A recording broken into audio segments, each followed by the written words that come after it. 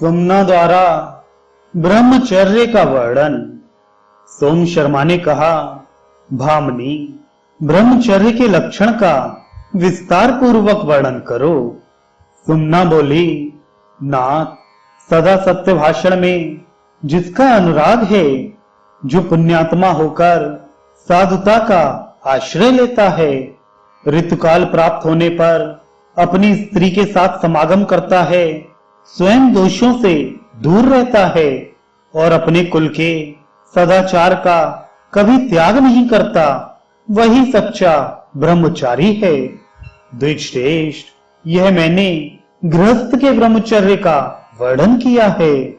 यह ब्रह्मचर्य गृहस्थ पुरुषों को सदा मुक्ति प्रदान करने वाला है।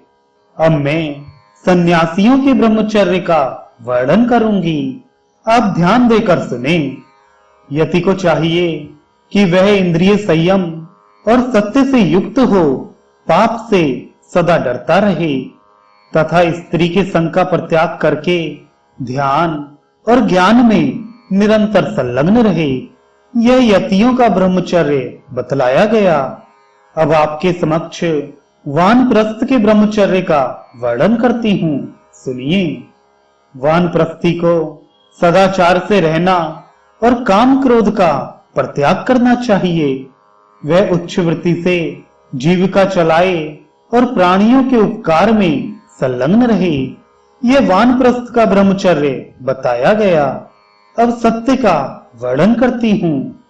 जिसकी बुद्धि पराये धन और पराई स्त्रियों को देखकर लोलुपतावश उनके प्रति आसक्त नहीं होती, वही पुरुष सत्यनिष्ठ कहा गया है। अब दान का वर्णन करती हूँ। जिससे मनुष्य जीवित रहता है, भूख से पीड़ित मनुष्य को भोजन के लिए अन्न अवश्य देना चाहिए। उसको देने से महान पुण्य होता है तथा दाता मनुष्य सदा अमृत का उपभोग करता है। अपने वैभव के अनुसार प्रतिदिन कुछ न कुछ दान करना चाहिए।